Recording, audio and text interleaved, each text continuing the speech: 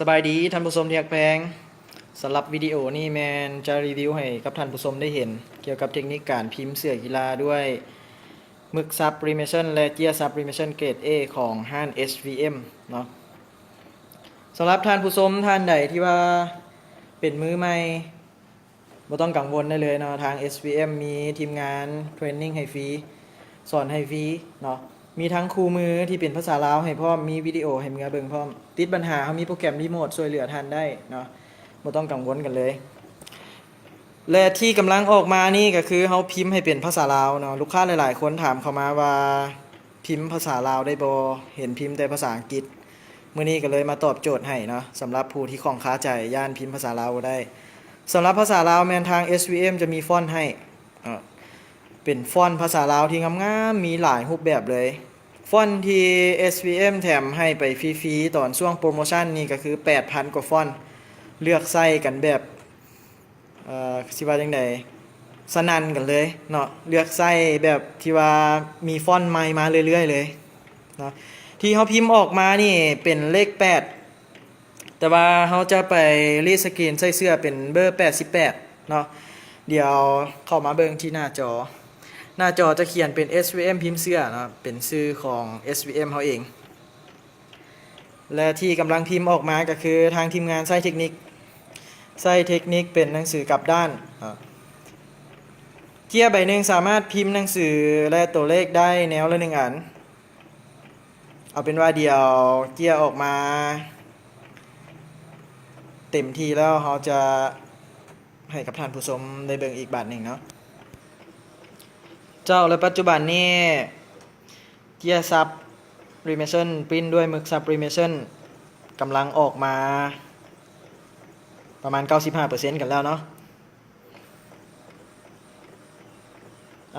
ปัจจุบันก็ถือว่าปริ้นออกมาใกล้จะสำเร็จแล้วเดี๋ยวออกมาสำเร็จแล้วเขาจะมาหมุนให้กับท่านผู้ชมได้เบิ่งสำหรับเจียซับริเมชันเกรด A จะมีความหนากว่า AC 2 เท่าเนาะคุณภาพยอมรับได้เลยเรื่องคุณภาพเวลาไปพิมพ์ลงเสื้อสีสันงามบ่ว่าจะเป็นการพิมพ์เสื้อกีฬาเสื้อเล่นปีใหม่เสื้อทีมงานเนาะเสื้อยืดนุ่งเป็นกลุ่มเป็นแก้งทั่วไปหรือว่าจะเอาไปพิมพ์เป็นป้ายเสื้อนักเรียนสีสันแห่งสดสวยงามเลยเนาะจะบ่ติดปัญหาเนาะถ้าเอาไปพิมพ์ป้ายเสื้อนักเรียนเฮาพิมพ์ให้กับท่านผู้ชมได้เห็นเนาะประมาณนี้เป็นเงาเนาะ SVM พิมพ์เสื้อเอาเป็นว่าเดี๋ยวเขาจะปิ้นตัวเลขอีก1ตัวเนาะแล้วจึงจะนำพาท่านผู้ชมไปที่หน้ารีสกรีนเจ้าและตัวเลข8อีกตัวหนึ่งอยู่ใบที่2กำลังออกมาเนาะสำหรับเกียร์ sublimation และหมึก sublimation ของ SVM ก็คือต้นทุนค่อนข้างถึกกันเลยเนาะที่ท่านผู้ชมเห็นอยู่นี่แมนต้นทุนเฉลี่ยแล้วประมาณ 3,000 กีบเท่านั้นเนาะ 3,000 กีบค่อนข้างถึกกันเลยและที่กำลังออกมานี่ก็คือบ่ฮอด 3,000 เนาะ 1,000 กว่ากีบและท่านผู้ชมลองคิดเบิ่งก็แล้วกันเวลาที่ว่าเฮาพิมพ์ให้ลูกค้าไปแล้วเนาะหรือว่าท่านใดที่ว่าเคยไปใช้บริการจากห้างอื่นๆมาก่อนเนาะอาจจะลองออกมาบวกลบคูณหารกันเบิ่งเนาะว่าราคาจะถูกขนาดใดหรือว่าจะสูงกว่าแบบใดเนาะลองสมเทียบกันเบิ่งได้เลยสำหรับป้ายเสื้อนักเรียนเนาะหลายๆคนจะติดปัญหาเรื่องเม็ดสีบางท่านที่ว่าพิมพ์ออกมาต้องการให้เป็นสีน้ำเงินหรือว่าสีฟ้าเข้มพิมพ์ออกมาแล้วกลายเป็นสีม่วงเนาะถ้าว่าซื้อจากแหล่งอื่นๆแมนอาจจะติดปัญหาแบบนี้แน่นอนเนาะถ้าจะซื้อจาก SVM แมนท่านจะบ่มีปัญหาแบบนี้เลยสีแดงก็เป็นสีแดงสดเลยเนาะทาง SVM เฮามีทีมงานเทรนนิ่งให้แล้วก็สีจะได้คุณภาพเนาะทั้งเกียร์ทั้งสีมันได้คุณภาพกันหมดเลย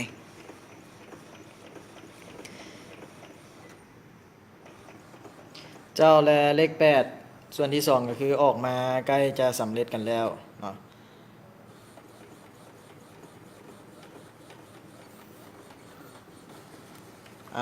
ออกมาสำเร็จเป็นที่เรียบร้อยแล้วเนาะก็คือได้เลข8อยู่2ตัวกับหนังสือ1แถวเนาะเอาเป็นว่าเดี๋ยวเราจะนำพาท่านผู้ชมไปที่หน้ารีสกรีนความร้อนกันเลย เจ้าและปัจจุบันนี้เราก็ได้นำพาท่านผู้ชมเข้ามาที่หน้ารีดฮ้อนเครื่องรีดสกรีนของ SVM กันแล้วเนาะเป็นระบบสวิงข้างหน้ากว้างขนาด32คูณ38ซนและนี่ก็คือกาที่เราปริ้นออกมาเมื่อกี้นี่เองเนาะด้านซ้ายก็คือจะเป็นเสื้อสีส้มเนาะอยากออกสีส้มแบบ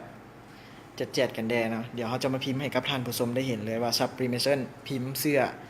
นอกจากสีขาวแล้วยังพิมพ์สีอื่นๆได้อีกเนาะทีมงานเข้ามาที่หน้ารีสกินกันเลยเปิดเครื่องรีดความร้อนได้เลยเนาะตัวนี้ก็คือทีมงานเขาจะเซตค่าไว้เป็นที่เรียบร้อยกันแล้วก็คือความร้อนจะใส่อยู่ห้อย95องศาเซและเวลาก็คือ60วิหรือว่า1นาทีเนาะเป็นมาตรฐานของ SVM เขาเลยเอาเป็นว่าเดี๋ยวความร้อนขึ้นฮอดแล้วเขาจะมาจัดเสื้อเข้าเนาะรอถ่าน้อยนึง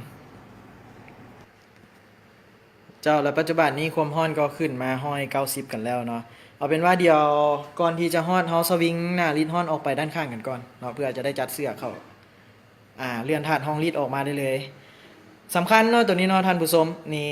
ทีมงานเฮาเอามือผ่านบ่ถึกความร้อนเนาะเวลาเลื่อนออกมาบ่ถึกความร้อนแล้วก็เฮ็ดให้การจัดเสื้อสะดวกสบายได้หลายขึ้นเนาะเดี๋ยวทีมงานเอาเสื้อเข้ามาที่หน้ารีดฮ้อนได้เลยจัดไปแบบง่ายๆกันเลยเนาะนี่วางใส่แบบส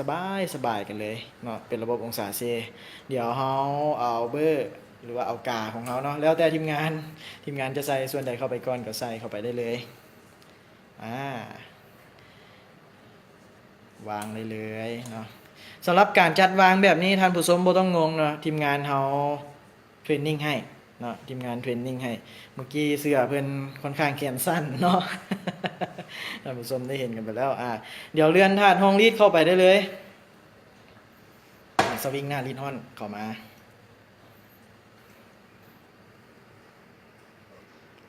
งับเครื่องรีดลงได้เลยกดให้นับถอยหลังเนาะตอนนี้ก็คือเวลาเราเริ่มนับถอยหลังจาก60วิเนาะนับลงเรื่อยๆถ้าลงไปฮอด0แล้วตัวเครื่องจะมีเสียงเตือนแล้วเราจึงยกเครื่องรีดสกรีนขึ้นได้เลยเนาะเอาเป็นว่าเวลานับลงใกล้ๆแล้วเราจะถ่ายให้ท่านผู้ชมได้เห็นตืมเจ้าแล้วตัวเครื่องนับลงนี้เสียงเตือนกันแล้วเนาะยกขึ้นได้เลยสวิงออกไปสวิงออกไปเลื่อนถาดห้องรีดออกมาอยากให้ขึ้นน้อยเองเนาะเดี๋ยวดึงขึ้นให้ท่านผู้ชมได้เห็นเลยเดี๋ยวโฟกัสกันก่อนโอ้ค่อนข้างงามหลายเนาะสีค่อนข้างเข้มเลยเนาะท่านผู้ชมทีมงานเอาเจียมาเรียนไว้ใกล้ๆโอเคด้านข้างท่านผู้ชมสังเกตเบิ่งได้เลยเนาะหมึกกับเจียที่ได้คุณภาพเทียบกันเบิ่งเลยอยู่ด้านซ้ายค่อนข้างเข้มเลยอยู่ที่เจียเหลือเพียงแต่ประมาณ 5% เท่านั้นเนาะท่านผู้ชมมาอยู่เสื้อ 95% เบิ่งได้เลย SVM พิมพ์เสื้อแบบเต็มๆกันเลยเนาะสีค่อนข้างแจ่มหลายท่านผู้ชมเนาะค่อนข้างงามเดี๋ยวซูมเข้าไปใกล้ๆให้กับท่านผู้ชมได้เห็น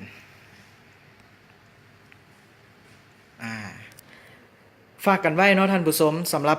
ท่านผู้ชมท่านใดที่ว่าเป็นสิว่าจังไดเป็นนักศึกษาที่ว่าหาก็เรียนจบใหม่เนาะยังบ่ทันได้มีเวียกเฮ็ดคิดหาสิ่งที่ว่าอยากสร้างรายได้ให้กับตนเองเนาะคิดหา SVM ได้เลย SVM ยินดีให้คำปรึกษากับทุกๆท่านเนาะบ่ว่าสิเป็นนักศึกษาจบใหม่หรือว่าจะเป็นผู้ที่มีเวียกเฮ็ดงานทำอยู่แล้วแต่ว่าอยากสร้างรายได้ให้กับตนเองเนาะหรือว่าอยากสร้างรายได้ให้กับครอบครัวคนภายในครอบครัวอ้ายน้องแม่ป้าพ่อลุงเพิ่นอยู่ล่าพ่อเฒ่าแม่เฒ่าบ่สิเอาแต่ผู้ที่ว่ามีแฮงเนาะผู้ที่มีแฮงจับเครื่องรีดเนาะจึงสามารถเฮ็ดสวยได้เนาะอยากสร้างอาชีพเสริมให้กับคนภายในครอบครัวสร้างรายได้เนาะติดต่อเข้ามาหา SVM ได้เลยทาง SVM มีทีมงานมืออาชีพสอนให้เนาะสอนฟรีเนาะท่านผู้ชมเนาะฝากกันไว้เนาะสำหรับท่านผู้ชมท่านใดที่ว่าสนใจก็สามารถติดต่อเข้ามาได้ที่เบอร์ 02055733168 เนาะตอนนี้ขอลาไปก่อนขอขอบใจ